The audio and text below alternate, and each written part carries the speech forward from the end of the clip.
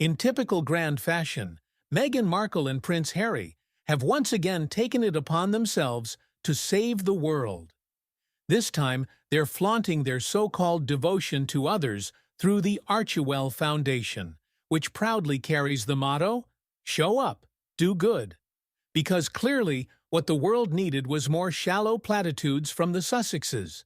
Amid Meghan's whirlwind of self-promotion, launching a lifestyle brand, American Riviera Orchard, and rubbing elbows with Gwyneth Paltrow in the Hamptons, she's decided to grace us with yet another noble cause. Enter the Parents Network, a support group for parents whose children have been bullied online. Just what we needed, right? In a highly anticipated interview on CBS Sunday Morning with Jane Pauley, Meghan and Harry sat down alongside grieving parents who tragically lost their children to online bullying. The interview was supposed to shine a light on the bullying epidemic, but, surprise, surprise, it turned into yet another saga about Meghan. As the interview began, Meghan dramatically braced herself, resting her hands on Harry's leg as if preparing for a theatrical performance. Jane Pauley, the seasoned journalist, touched on Meghan's previous suicidal ideation, first revealed in a 2021 Oprah interview.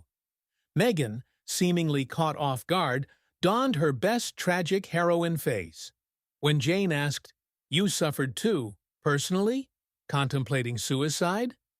Meghan, ever eager to seize the spotlight, replied, "I wasn't expecting it, but I understand why you're asking. There's a through line. If my voicing would have overcome will save someone, I'll take a hit for that."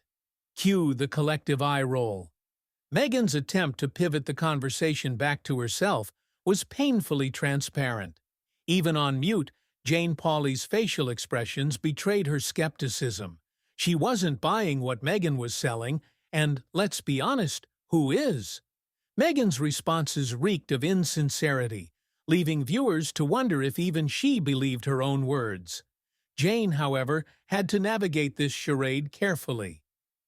The interview conditions were clear. No questions about the Sussex squad bullying Princess Catherine. No challenging Meghan's narrative. Any journalist with integrity would have refused such constraints, but here we are, watching Pauley endure what must have been an infuriating exercise in futility. Throughout the interview, Jane's annoyance was palpable. Her voiceover, dripping with sarcasm, described Harry and Meghan as truly huggers, a far cry from her usual warm demeanor during charity segments. This was Jane in her tough, no-nonsense mode, dealing with subjects she suspected of being disingenuous.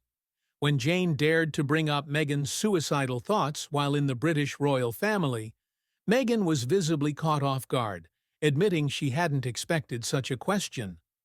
Her response, a typical word salad, did little to address the gravity of the topic, instead serving as another platform for her to play the victim. The entire debacle left a sour taste, with Meghan and Harry's attempts to present themselves as benevolent figures falling flat, overshadowed by their evident self-interest.